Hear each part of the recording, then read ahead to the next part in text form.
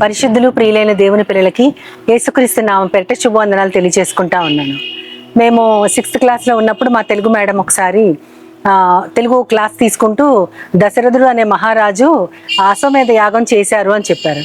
అశ్వమేధ యాగం అంటే ఏంటి అంటే మేడం అన్నారు, యాగం అంటే యజ్ఞము. ఆ యజ్ఞం అనేది ప్రకృతి, యాగం అనే మాట వికృతి. యజ్ఞం అంటే సజీవంగా ఏవైనా జంతువులుగా, అశ్వమేధము అంటే అశ్వాలు, గుర్రాల్ని ఆ యజ్ఞంలో ఆ యొక్క సమిధలుగా వాడతారనమాట. అంటే ఆ యొక్క పెద్ద అగ్నిలాగా చేసి ఆ మధ్యలో ఆ గుర్రాల్ని ఆ అగ్నికి ఆహుతి చేసి దేవుణ్ణి వేడుకుంటారు. మేము ఇవి మీకు ఇస్తున్నాం కాబట్టి మీరు మా కోరికను తీర్చండి అని వాళ్ళకి ఇష్టమైన గుర్రాలన్నింటినీ అగ్నికి ఆహుతి చేస్తారు. దానిని అశ్వమేధ యాగం అంటారని. అది ఇటీవల కాలంలో ఒకసారి నాకు బైబిల్ చదువుతుంటే అది గుర్తొచ్చింది. యాగం అనే మాటకి నాకు అది గుర్తొచ్చి, యాగం గురించి దేవుడు ఎంత బాగా చెప్పించారు మనకి బైబిల్లో.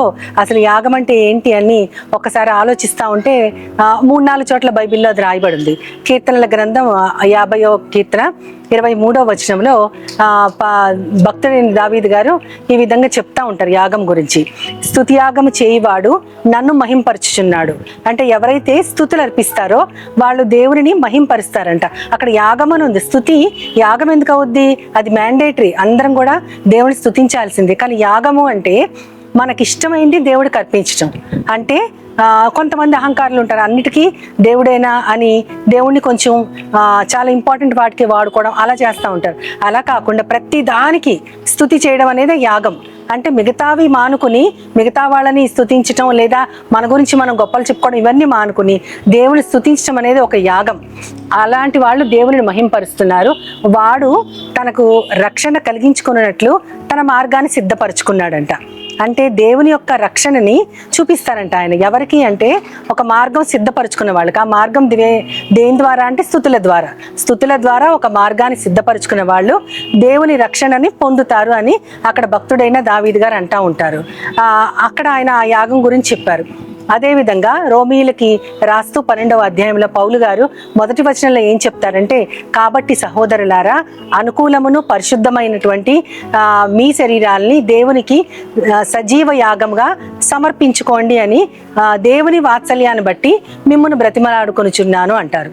అంటే అనుకూలము పరిశుద్ధమైన ఒక యాగం ఉంది, దేవుడికి ఇష్టమైన యాగం. అదేంటంటే మన శరీరాల్ని దేవునికి సజీవ యాగంగా సమర్పించాలంట. శరీరాల్ని సజీవ యాగంగా ఎలా సమర్పిస్తాం? ఇందాకే చెప్పుకున్నట్లు యాగం అంటేనే ఆహుతి అవ్వటం. యేసుక్రీస్తు వారు శిలువ మీద మన కోసం ఆయన ప్రాణాలని ఆహుతి చేశారు.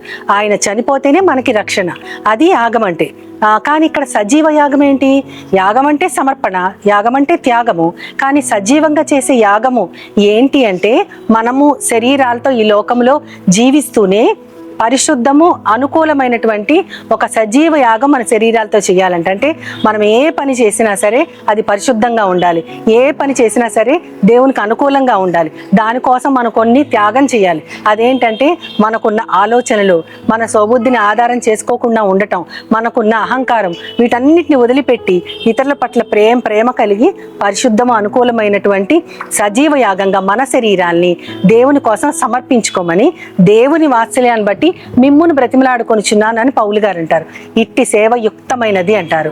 ఇది గొప్ప సేవ అంట. మన శరీరాల్ని మరణించే వారికి దేవుని కోసం సజీవంగా యాగం చేయటం, ఆయన లక్షణాలు కలిగి సజీవంగా యాగం చేయటం అనేది దేవునికి ఇష్టమైన యుక్తమైనటువంటి సేవ అని అక్కడ ఉంటుంది.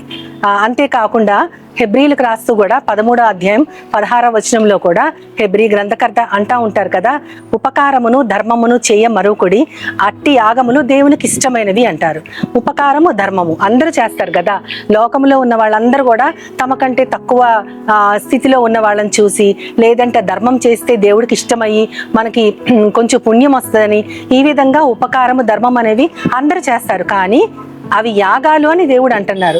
ఎందుకు యాగాలంటే, ఉపకారం అంటే మనకి ఇష్టమైన వాళ్ళకి, లేదా మనకి మనసుకు నచ్చితేనే చేస్తాం. ధర్మం కూడా ఏదో ఆశించి చేస్తాం. అది కాకుండా అది ఒక యాగంగా చెయ్యాలి. ఏంటంటే మనకున్నవి సమర్పించుకోవటం. అది ఇతరులకు సమర్పించడం అంటే మనకు చాలా కష్టం.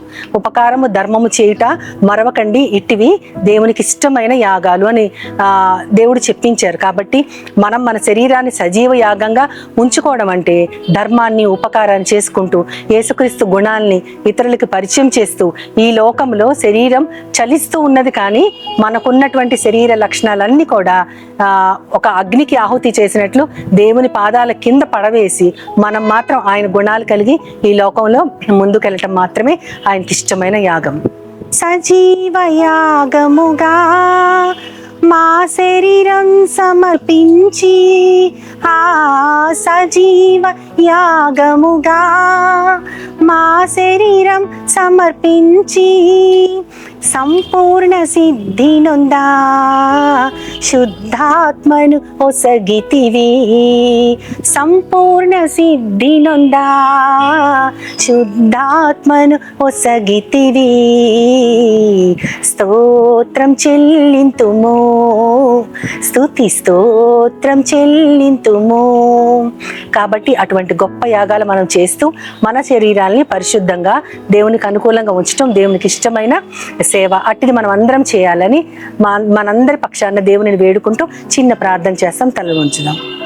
పరిశుద్ధుడైన తండ్రి, నాయన, ఇప్పుడే మేము సజీవమైన యాగంగా మా శరీరాల్ని నీకు సమర్పించాలని నీ వాత్సల్యాన్ని బట్టి మమ్మల్ని బతిమలాడుకొనుచున్న పౌలుగాను గుర్తు చేస్తూ అటువంటి గొప్ప యాగాలు చేయడానికి మమ్మల్ని అందరినీ సిద్ధపరచమని, దాని ద్వారా ప్రవ్వా ఈ లోకములో నీకు మహిమ, ఇతరులందరికీ మేలు కలిగించడానికి మమ్మల్ని అందరినీ నీ కుమారుడు ద్వారా మమ్మల్ని ఈ లోకంలో సిద్ధపరచమని నీ ప్రియ కుమారుడు నా ప్రియ ప్రభువైన యేసుక్రీస్తు ద్వారా కోరి ప్రార్థిస్తున్నాను పరమ తండ్రి.